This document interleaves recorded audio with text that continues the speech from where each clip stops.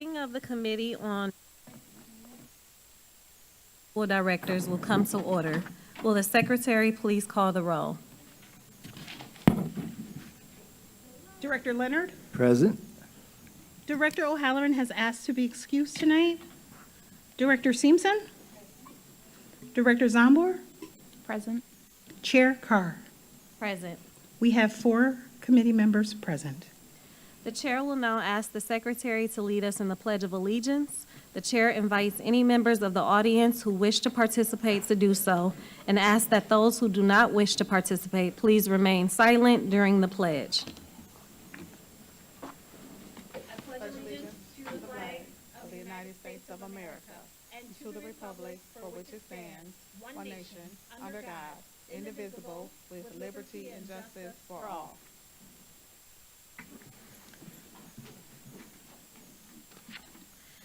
This meeting is being conducted in person from the Central Services Building. In order to allow as much public access and participation as possible, this meeting is also being broadcast via live stream on the MPS website and on the MPS YouTube stream, the links to which may be found on the MPS website on the broadcast page. Before we begin tonight's meeting, we have a short announcement regarding interpretation services for the Spanish-speaking members of our audience. Buenas tardes y bienvenidos a la Junta Escolar de las Escuelas Públicas de Milwaukee.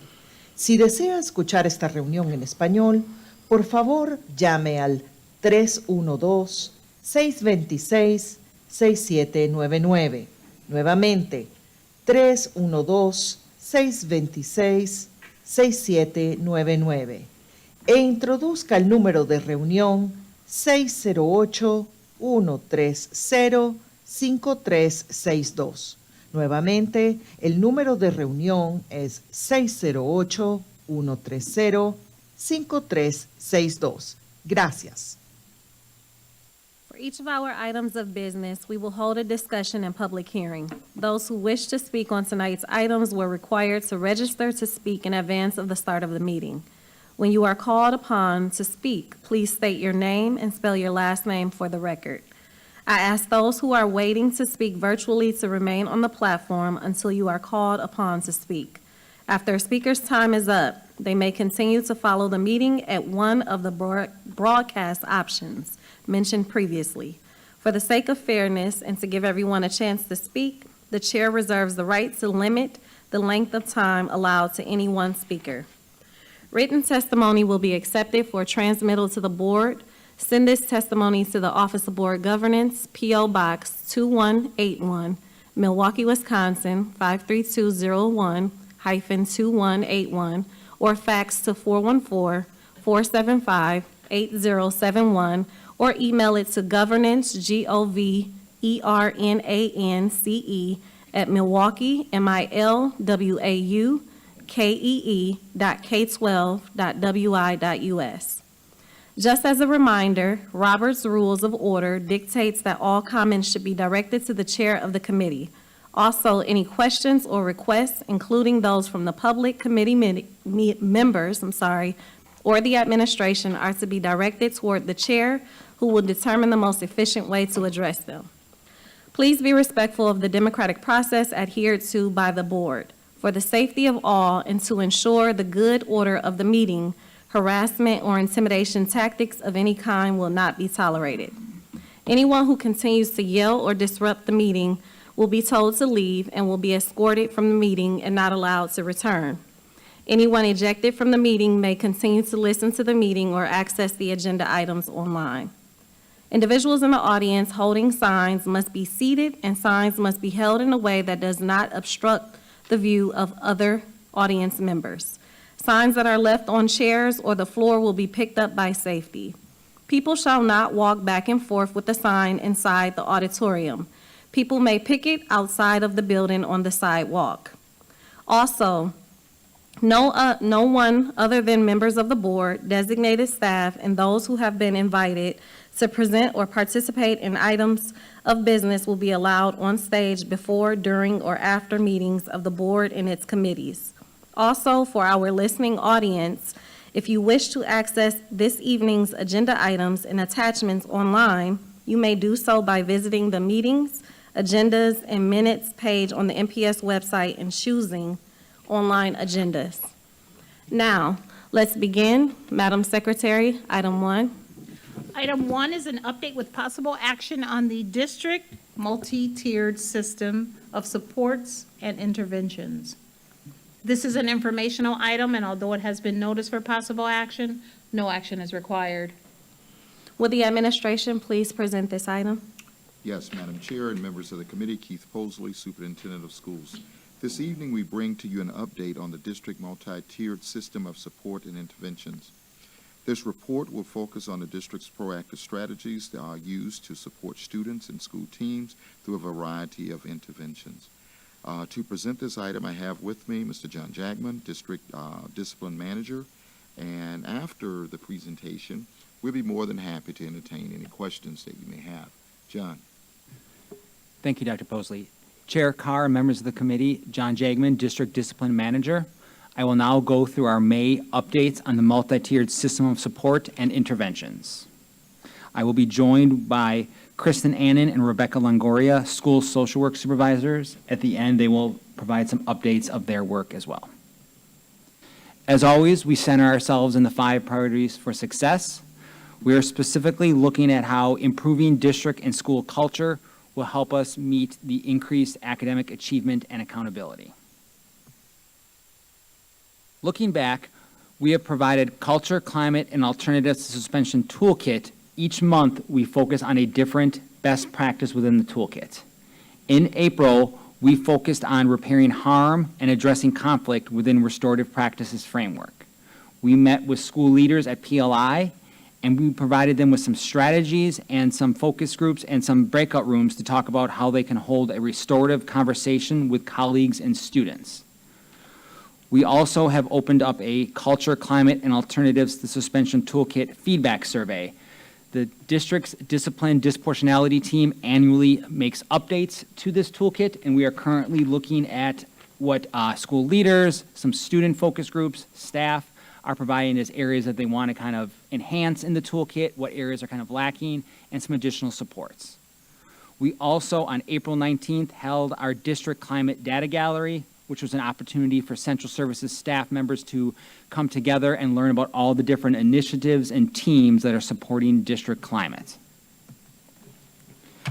If we look at those Tier 2 and Tier 3 interventions within the multi-tiered system support, year to date, you can see we have a little over 2,200 check and check out interventions, about 580 individualized check and check out, almost 1,800 social academic instructional groups, a little over 150 BAPEs, 260 FBA BIPs, 159 Tier 3 with educational wraparound and renew, for a total of 5,224 total Tier 2 and Tier 3 interventions provided to students. Also, if we look at those alternatives to suspensions, again, these are from school administrators when they receive a behavior referral and they are deciding to keep the student in the school and not use a suspension. They have a variety of alternatives to suspension in their toolkit. You can see the totals for March and April. We see that council is the highest with about 1,756 in March and 1,111 in April.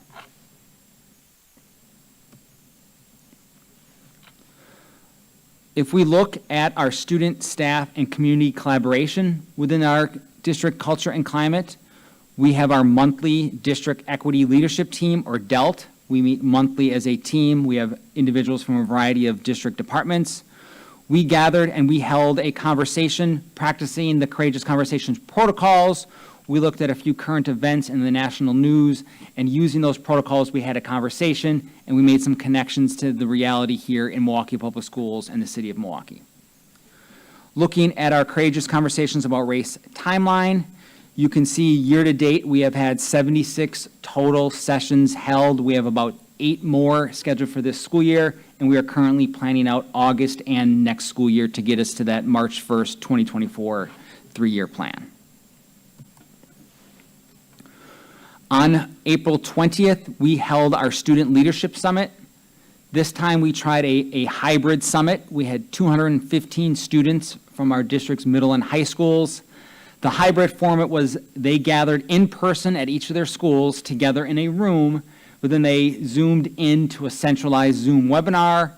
We provided a variety of data points and a variety of topics. Those 3 topics were on equity, district culture and climate, and then victory over violence. Each of those topics were presented, and then students had a school-based conversation offline in their room with a facilitator facilitating that conversation and taking those notes. Looking at what students talked about at our Student Leadership Summit, and they all also completed a reflection survey that was on top of the notes that were taken by their school-based facilitator.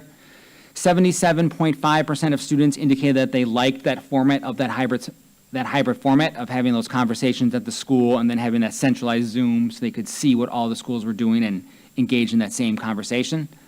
90% of students indicated that they found the topics clear and relevant to their needs and their desires to have a conversation.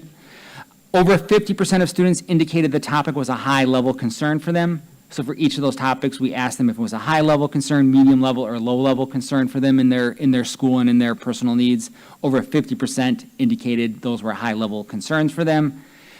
And then students were looking at conversations to continue with additional staff and students engaged. And that was the primary feedback, is now that we've started these conversations at each school, how can we continue that with more staff and more students at each of the school, also looking into those topics and having those conversations.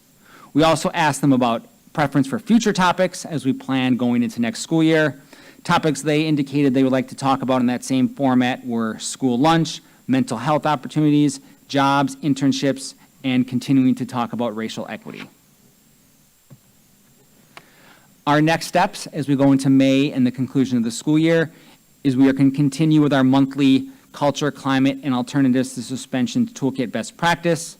Our focus in May is around functions of behavior and having staff members really look at what is the function of the behavior for the student, kind of like the why of they are engaging in the behavior, and how we can better understand that function can help us better determine an appropriate intervention for that student. We are holding our final quarterly community conversation on May 17th, 2023, so just in a couple of weeks. This will be an in-person community conversation right here at Central Services. Students and the community are invited to come here and learn more about summer opportunities. We're going to have a variety of teams from recreation, college and career readiness, student services, C&I, providing students and families with some opportunities this summer that they can engage in. We are also opened our annual discipline survey. This is a survey that all MPS staff members are encouraged to take, providing some feedback on the overall discipline policies, practices, recommendations. This is, again, a survey that will be looked at from that district discipline disproportionality team as we plan for next school year. And then next week, we are having our My Brother's Keeper 2-day seminar. This is in collaboration with Courageous Conversations About Race. Luis Versalis from Courageous Conversations About Race is coming in to facilitate a 2-day conversation with a variety of district staff members on how we can continue to uplift our specifically male students of color across the district. I'm now going to turn it over to the school social workers. Thank you, Mr. Jagaman. Chair Carr, members of the committee, Kristen Annan, School Social Work Supervisor for the district. We're going to look at what social workers do to support students within the multi-tiered system of support. So we overlap some of our duties with the school counselors and school psychologists, but we're going to specifically speak about what school social workers do at this point. There's 185 school social workers in the district and about 30 school social work assistants, and their focus is mainly on attendance. So when we look at social work mandated services, we provide a variety of services through the multi-tiered system of support and acknowledge the unique needs of each student and their family, taking into consideration their diversity, their culture, their race, religion, sexual identity, abilities. So some of the services we provide are attendance and truancy outreach. We are mandated reporters for child welfare issues. We do risk assessments for suicide and non-suicidal self-injury. We are the homeless contact, primary contact in most schools. We assist with special education evaluations. We support behavior needs and trauma-informed care, and also social emotional learning, mindfulness, and restorative practices in our schools. Social workers also coordinate a lot of the therapeutic services within our schools. So right now, social workers support the School Community Partnership for Mental Health. So those are therapists that are located within 39 of our schools, and we currently have 6 community partners that we're working with. Those partners include 16th Street Clinic, Children's of Wisconsin, Lutheran Social Services, Sebastian Family Psychological Services, Amari Counseling, Mental Health America. And participation in these services is voluntary, and they are school-based. So they, when you're working with a CPMH provider, you are working during, you are getting those therapeutic services during the school day. Right now, we currently have 369 students being actively serviced by a therapist in the school. Chair Carr and members of the committee, I'm Rebecca Longoria, school social work supervisor. Also included under some therapy options, new this year is the teletherapy option for families and students. This started in November of 2022, and it is available to all students that have experienced a traumatic event or been exposed to a traumatic event. This is a resource that actually occurs outside of school hours, so it could be in the evening, flexible with family and students' schedules. It's a short-term intervention with 6 to 8 sessions that could be continued past that with insurance. So there's different avenues to continue if there's an ongoing need. And this service is provided by 3 contracted agencies, Omri.com Therapy and Kennedy Circle of Wellness. And as Kristen was mentioning in regard to our SCPMH schools, these outcomes have been successful for students who have participated in the program. Schools have noticed a decrease in suspension and office discipline referrals and an increase in attendance and managed mental health symptoms for the students that did participate. And that research was from Dr. Cipriano of the Medical College of Wisconsin. Continuing on, so social workers often help make referrals for other programs, but then they also provide some direct services also. There have been a number of new interventions and trainings provided to both psych and social work staff. Some of those do include CBITS, which is Cognitive Behavioral Intervention for Trauma in Schools, and that is a group intervention for students that have a substantial exposure to a traumatic event in grades 5 through 12. DBT Steps A, which could be a group or individual intervention that helps adolescents manage difficult emotional situations, cope with stress, and make positive decisions. Knowing the needs of our students also, there's been a lot of support around grief. So that could be on the individual level or in group settings. Holding a space for students to grieve and heal and provide that service at school. And also non-special education counseling needs, so working with students individually or in a group also for a targeted goal that's identified by the student with the family. So an example of that could be reducing student anxiety if that is the goal. Moving into next school year, the 23-24 school year, there will be additional professional development for our staff as well. This includes motivational interviewing, which is designed to strengthen a student's motivation towards a specific goal. Bounce Back, which is an elementary version of the CBITS, the trauma therapy. Resilience Education Program, which is a targeted intervention for students at risk for internalizing behaviors, such as anxiety and depression. And brief solution-focused counseling that helps students focus on creating solutions to their concerns rather than focusing on the problem. So there are a lot of other strategic professional developments in the works for our staff to help support our students and families.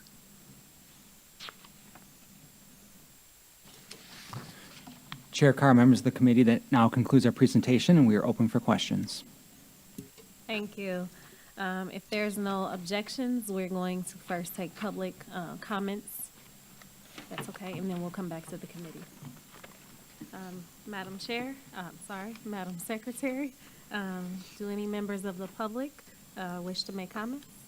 Yes, Madam Chair, we do have two individuals who registered to speak virtually, and then I believe two individuals who are here with us in the audience that have registered to speak.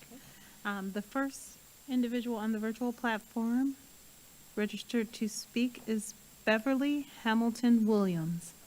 Please state your name, spell your last name, and begin your testimony.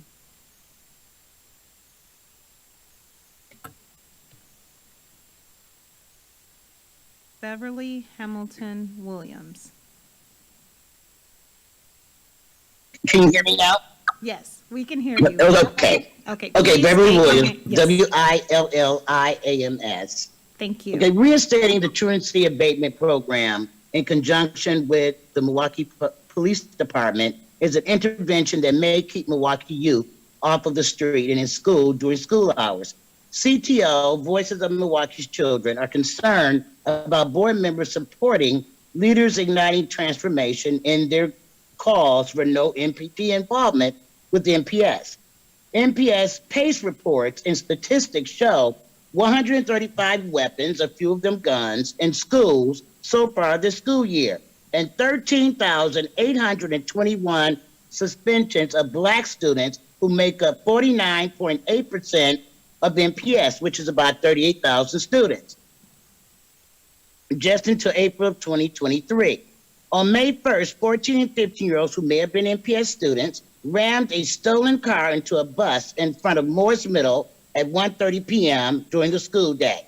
Since 2020, MPS and LIT have not replaced tabs with a viable or effective program to keep Milwaukee youth in school and graduating.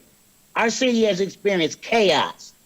The board also voted down Director Carr's feasibility study that would have addressed the myriad of issues, including mental health, oppressing youth and MPS in our city. Instead of following LIT's mantra of no police, MPS should be collaborating with MPD to bring back a restructured TABS program focusing on de-escalation strategies and keeping students in school. We are asking that the TABS program receive funding in this 23-24 budget. Thank you. Thank you. The next speaker on the platform is Angela Lucas Foley. Please state your name, spell your last name, and begin your testimony.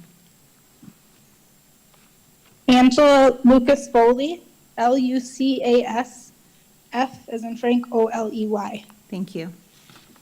One second. Good evening, Superintendent Posley, Chair Carr, and directors. As I have done before, I come to you this evening as a white educator and as a proud member of RWE, aspiring anti-racist white educators of Milwaukee. I am focusing tonight's testimony on follow-through from our board of directors. This body, current and former, has passed many resolutions that look to support transforming Milwaukee public schools and the quality of day-to-day experiences of all students, but particularly for our miseducated Black and Brown students and families. At the risk of being too specific, in October 2022, Resolution 2021R-002, Student Voice and Equity, was presented. It included that each school create a district equity evaluation tool led by students and a district-wide equity conference. What benchmarks have you been provided as directors? In July 2020, Resolution 2021R-007 was presented and stated in part that the district has a, quote, legal and moral responsibility to provide its students with the best educational opportunities possible, end quote. What evidence do you have as board directors that this is happening? In January 2021, Resolution 2021R-022, School-to-Prison Pipeline Resolution was presented. It included regular reports on the progress of accompanying agreements brought to you as directors. What reports have you been provided? In May 2019, Resolution 2019R-005, Anti-Racism Resolution was presented. It included ongoing training at all levels of the district. What is the status of this important resolution? What benchmarks have you been provided as directors? What contracts and professional development time are included in the upcoming superintendent's proposed budget? In conclusion, system health must be continually monitored. A comprehensive plan with benchmarks and continual monitoring is a good place to start. It is my fervent hope that Chair Carr and the directors seated tonight will make doing this on behalf of parents and the community their utmost priority.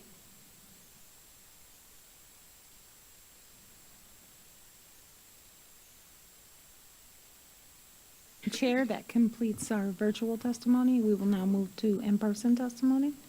Okay. The first speaker we have up is Lucas Weir. Please state your name, spell your last name, and begin your testimony. Lucas Weir, W-I-E-R-E-R. Thank you.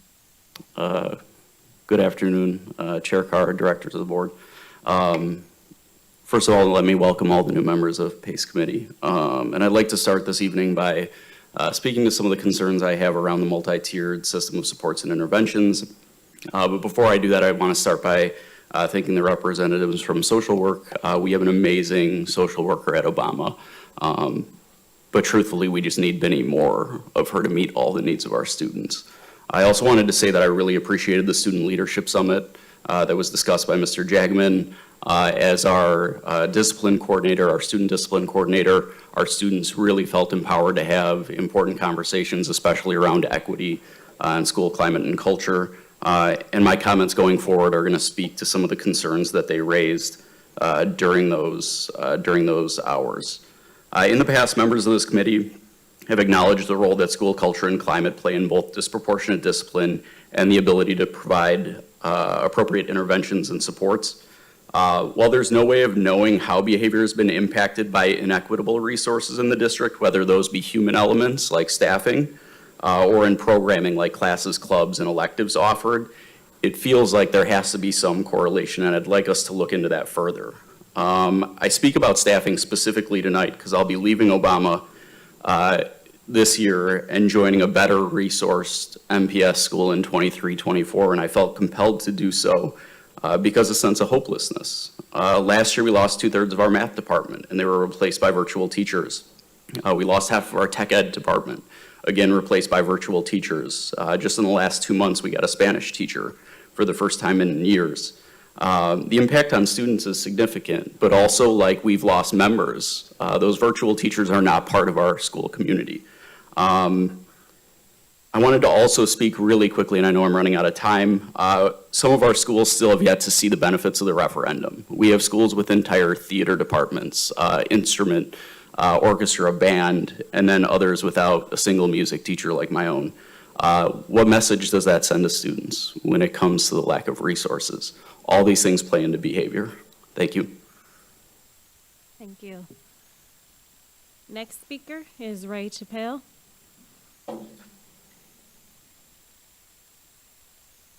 Please state your name and spell your last name for the record. Ray Chappelle, representing Are We and Equity Coalition, CHAPPELLE. Thank you. Chair Carr, new members of the committee, we are wrapping up yet another school year without having much to show for it. As I perused through the district's updates regarding its suspensions and discipline-related data, I was unsurprised to see the same old pie charts, the same old sorry spread of numbers. And it got me thinking about one of the characteristics of white supremacy culture, the obsession with quantitative data. Numbers are undoubtedly useful in analysis, but it is evident, due to the inaction of this administration and previous PACE committees, that the numbers are just not enough to inspire action. So I'm here to share some qualitative data with you and hope that these stories awaken something in you that refuses to accept lip service and that dedicates itself to fighting for the equitable treatment of our Black and brown students and families. My first year of teaching was 4 years ago in 2019. I was excited to start my career as a 5th grade teacher. Specifically, I was excited to manage my classroom restoratively. As a first-year teacher, I was far from perfect, but for a new educator with absolutely no support for restorative practices in my building, I did my best, and my students and I learned together. Right before the pandemic hit, 2 of my students, both Black boys who received SPED services, were referred for expulsion. Despite my best efforts and the efforts of their parents to keep these 2 children in the learning community that had nurtured them for 6 years, since kindergarten, These 2 boys were ripped away from their friends and the caring staff. One of these boys' parents decided to send their son to another school district. The other has been expelled from 4 schools since that day 4 years ago. Do we really want our young people to equate making honest mistakes with not being worthy of being held accountable by their loving community? Did expelling a student in need teach them a lesson, or did it just further isolate a young person in need? What are we doing here? Why are we not committing ourselves to putting our Black and brown students first? Notice the people who are not here using their power and voices to advocate for the Black and brown students and their families. What are we sacrificing by staying stagnant, and how will this PACE committee be different than those prior? Thank you. Madam Chair, I believe that completes the public testimony. Okay. Do any committee members wish to make comments or ask questions? Director Leonard? Okay. So first, I just want to, because I've received this question from a number of people, a number of students, et cetera, we are moving forward with the listening sessions that we talked about. I have not, there's no date yet, it'll be in the summer. We're just getting this underway, but I want to reassure those that had asked about it. I have not given up on the idea at all. I need to receive input. I want input from as many entities and people as possible in a much more organic way. I want to make sure that we set these up so that community members and students and parents and others can have the chance to give input. We can compile some qualitative data, to be honest with you, and get some more ideas. I do have to agree that we are not moving fast enough in this direction. I think we see that very well. We see it in our community. And what I don't want to see is us having a knee-jerk kind of reaction of thinking that the only way to solve this problem is to put police officers in schools, becoming more punitive, using expulsion as a constant way to try to clean up our schools. I am not saying that we don't have other issues, but that has to be looked at seriously, and I need the input from everyone available. So that's just my push on that. I want to make sure that I put that out there, and I will give you more information as that comes through. Part of that is also to build relationships with all the people in our community. I've had a significant number, hundreds at this point in time over the past year, that really want to get to be involved with MPS, but they don't feel like that's available to them. So part of this is to start creating that bond or building that bridge for those relationships. That is essential to this district.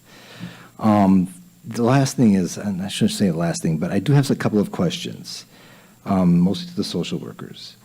Is 369 the top capacity that we are able to handle with our SCMPH? Administration?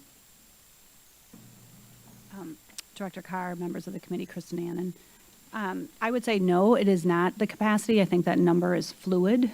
I don't know that we've maxed out our capacity in that, because obviously this requires requires coordination of getting parent consent to this. It is voluntary, so we're not making kids go through this. Right. So I definitely think we could add more numbers to that. And like we said, like kids kind of, come and go once they finish their therapy or they met their goals, then we pick up a new student.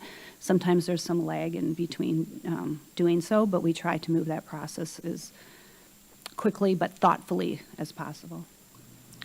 And then, do you have a capacity number in mind?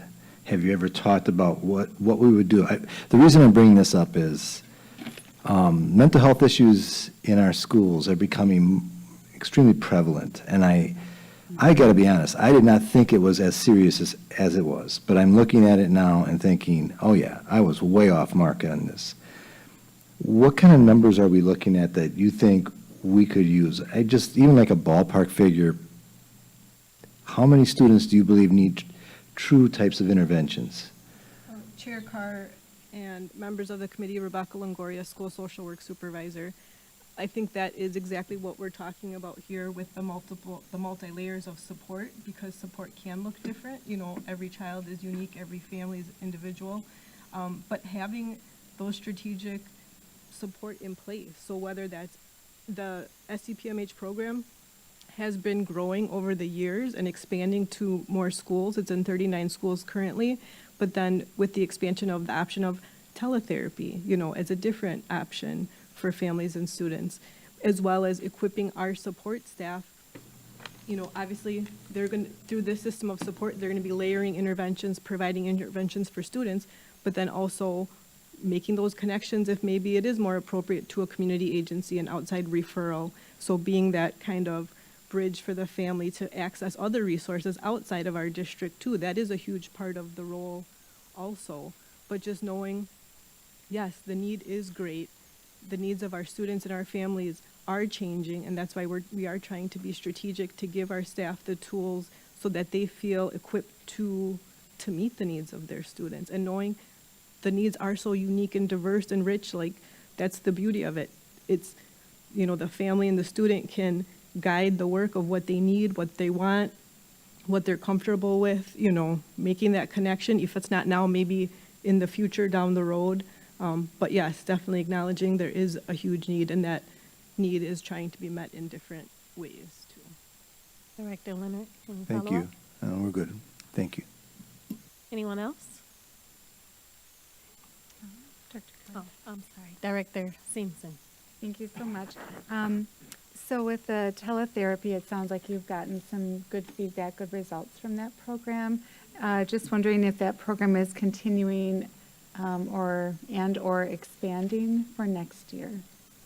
I know Chair Carr, members of the committee, Rebecca Longoria, school social work supervisor. It is a new offering, a new service. To date, I believe there have been 63 referrals for this service. There actually was a recent survey sent to support staff to obtain some feedback on how is this playing out, how is this working for families, what is the feedback. So that's kind of still in the process of being evaluated. Sorry, I misunderstood then. I thought that you had already gotten a little bit of feedback. So that was my misunderstanding. So you're just waiting for that to see how that's going, whether then we'll continue or expand for next year. Okay, thank you for clarifying that for me. And then I was wondering with the Courageous Conversations, you know, I'd mentioned the end of the 3-year plan for that. Do we have a plan to continue, or what would fill that space in terms of that goal?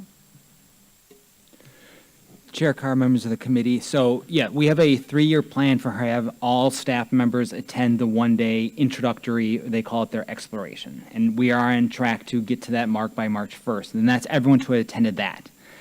I say it like this, like that's when the real work begins. It is real work to get to that, but then it's around integrating the protocols, the conversations, and they end that one-day exploration with a reflection on, they call it a new way of being. And how are you taking that new way of being into other work? So after that, it's more around how is DELT pushing this work forward as a leadership team, how are individual schools, departments, and just our way of being integrating those protocols going forward. But that's our benchmark for everyone to have been introduced to that work. Director Simpson, follow-up? Yeah, thank you. So the follow-up in terms of those conversations would be more individualized according to the school or the person who was in that training versus like a system-wide plan for tracking, you know, what's happening with that new learning. Administration? Chair Carr, members of the committee, John Jagman. So yes, if I'm understanding the question, like it's harder to capture how the work is occurring, but it's more about the integration. And when we are looking through our curriculum, or when we're looking at how we engage parents for family night, looking at that through this lens of race and through these protocols. So it is more difficult to capture. It's not as easy as saying, hey, this number of staff have attended a training. But it's really around having schools and departments find opportunities to integrate the work and have those conversations. Director Simpson, follow-up? Oh, thank you so much. Anyone else? Okay. Madam Secretary, next item, please. On the agenda is item number 2, the report with possible action on the family and community engagement for 2022-23 school year. This is an informational item, and although it has been noticed for possible action, no action is required. Will the administration please present the item? Madam Chair and members of the committee, the item before you this evening on this evening's agenda is the report regarding family and community engagement. I have Christy Stone and Darrell Hall, who will provide an overview of our progress and guide us through the presentation. Upon completion of the presentation, we will be more than happy to entertain any questions that you may have. I'm going to turn it over to Stone.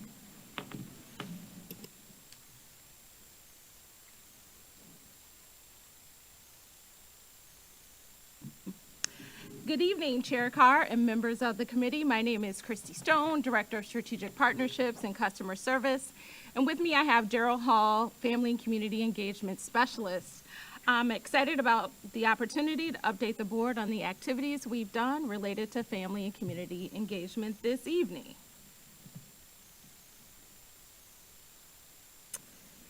As the district focuses on the 5 priorities for success, family engagement is a critical component across all 5 areas.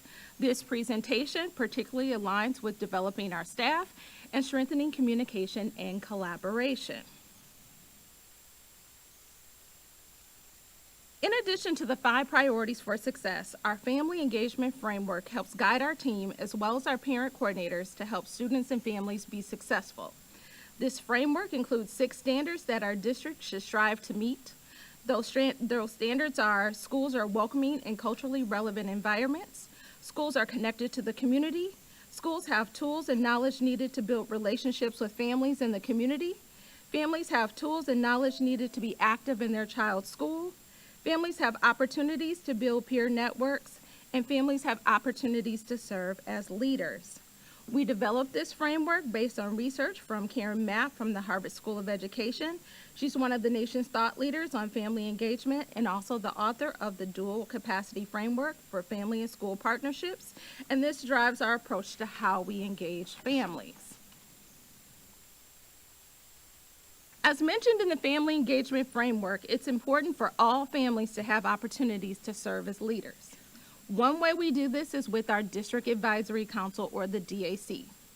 The DAC meets monthly for families to learn and provide input on district strategies and programs impacting families.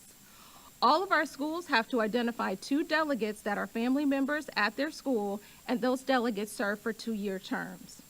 Last year, coming off of the pandemic, we struggled to get parents to volunteer on our executive committee.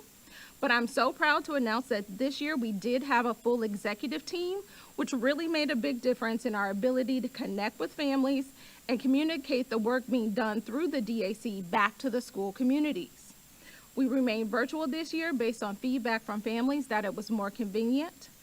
Director Leonard, our DAC board liaison, was very active with the group and provided regular updates on district and board initiatives. We had monthly speakers, and some of the topics covered this school year included textbook adoption, finance and understanding the MPS budget, school nutrition, just to name a few. The Parent Coordinator Community of Practice is a cohort of 19 parent coordinators who participated in a year-long training and coaching designed to help schools engage in meaningful and sustained partnerships with parents.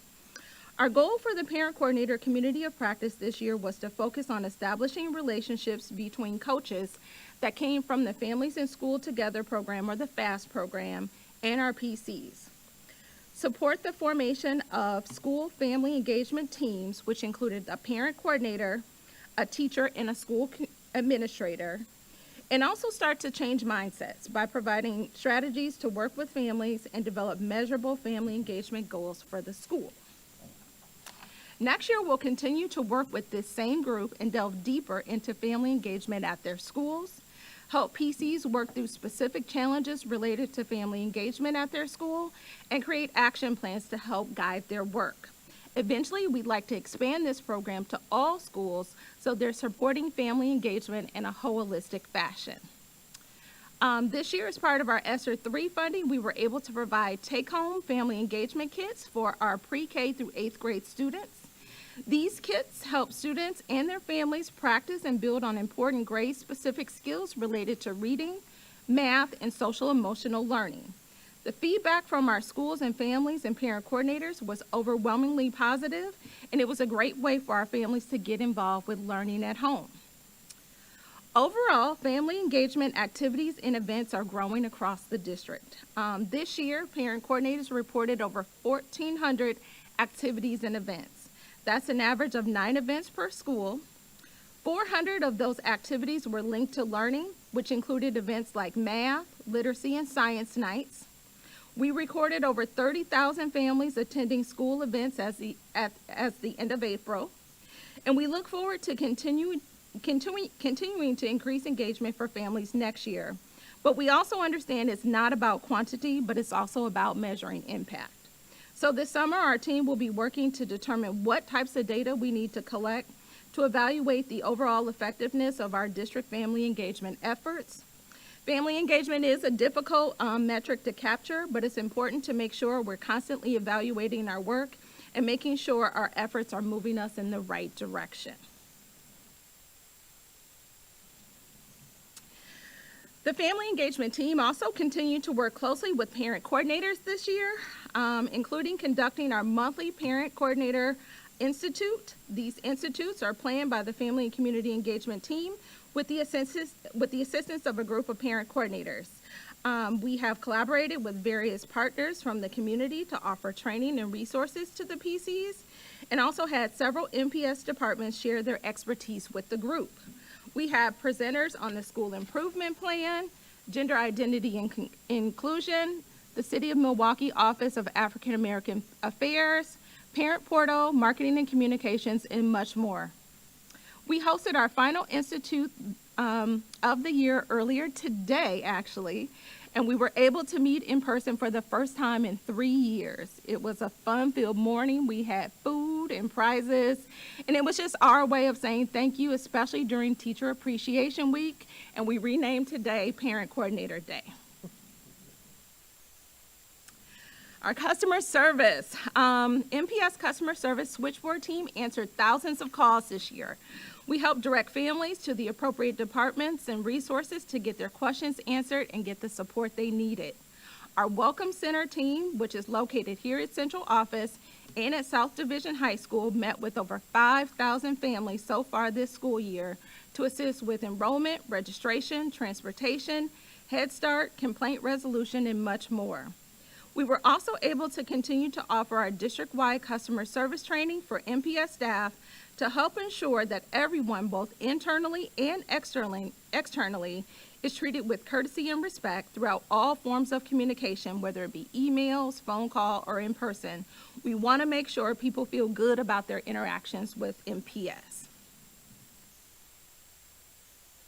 Our team will have a very busy summer, and we're already planning for the 23-24 school year. There are a number of projects that we'll be working on, and I'll just kind of go over just a few that we're focusing on. First, we're looking at expanding our English language learning services that are offered through Literacy Services of Wisconsin. These services will be geared towards parents or guardians of MPS students. This will be extremely beneficial as we continue to see an increase in bilingual and refugee families. Literacy Services currently operates out of North and South Division High School and offers adult basic education, GED, high school equivalency programs for our families for free. This is one way that we focus on providing education for the entire family. Next, we would like to continue to encourage our school to host more events that are linked to learning. Fun events are definitely needed, but we would like to see more events embedded, or more activities that are linked to learning embedded in all of our events to expose our families to what's happening in the classroom and encourage them to continue working with their children at home. We've been fortunate enough to have a consultant working with our team for the next 18 months from TNTP, or the New Teacher Project. They have extensive experience working with family engagement, and they will not only be assisting us with developing program, but also reimagining our vision for family engagement, helping us redefine our rubric and data collection methods to make to more accurately measure the impact we're making on family engagement. They'll provide some direct support and coaching to our parent coordinators.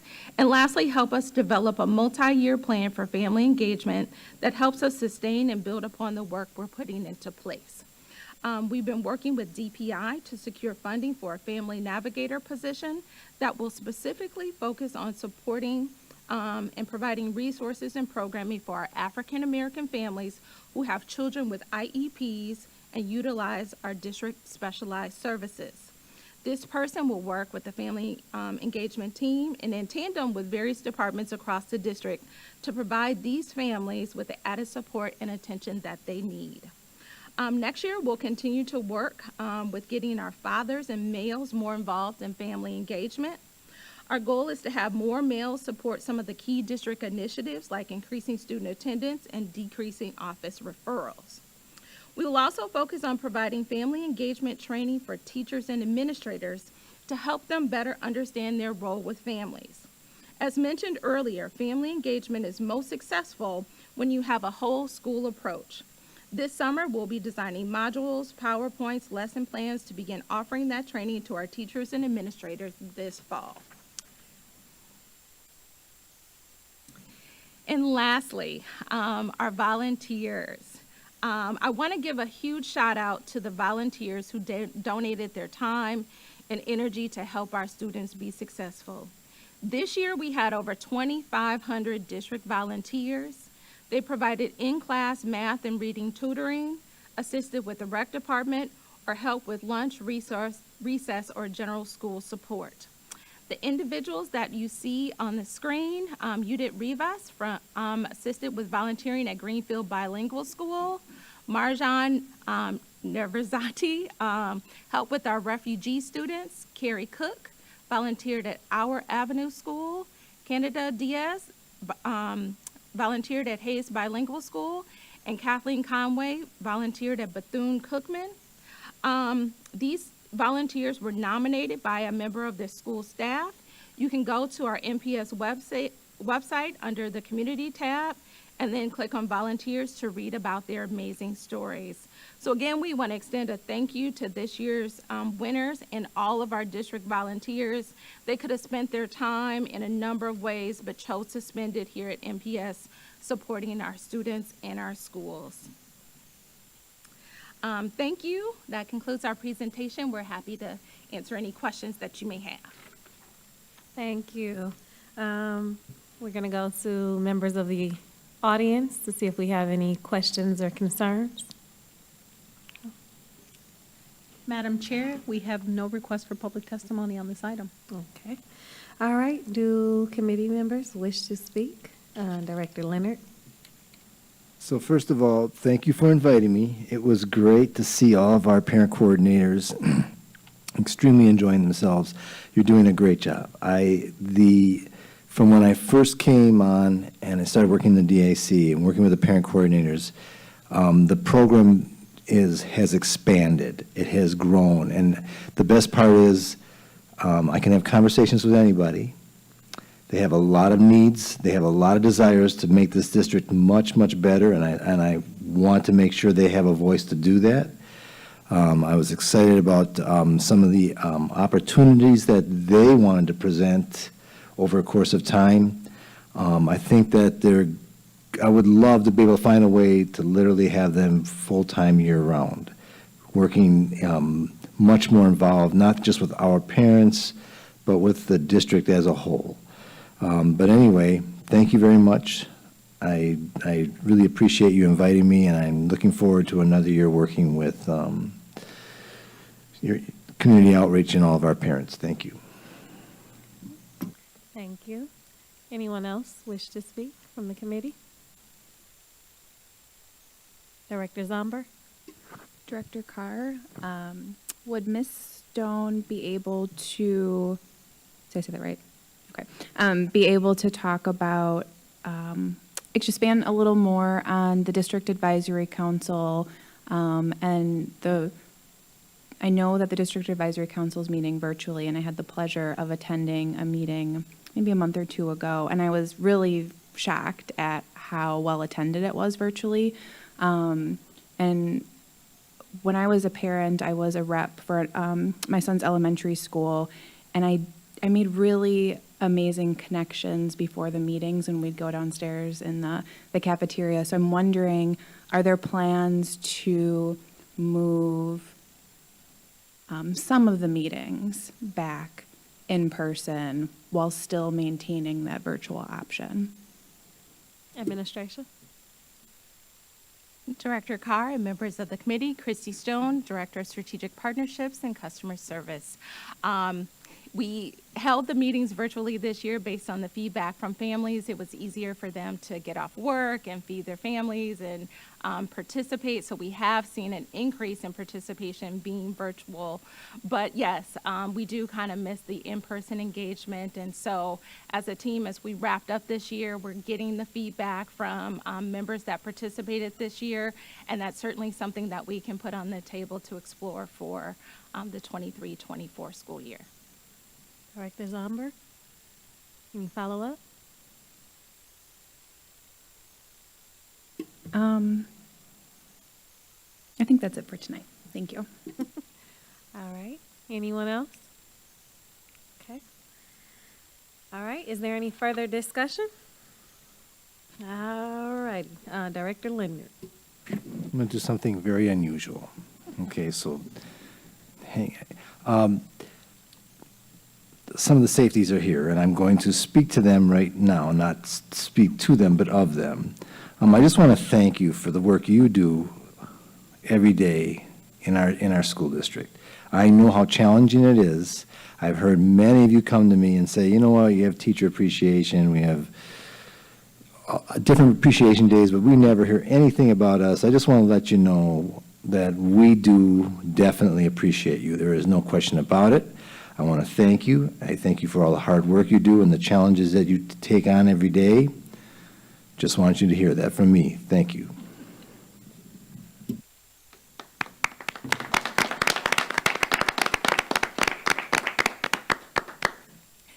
I echo the sentiments of my vice chair, Director Leonard. Thank you all. And in honor of Teacher Appreciation Week, I want to say thank you to all of our educators for all of the hard work that you all do, for showing up and giving our babies your absolute best. So thank you all. Now we're going to go back on script. Madam Secretary, next item, please. Madam Chair, that was the last item on tonight's agenda. Okay. There being no further business before the committee, this meeting is adjourned. Have a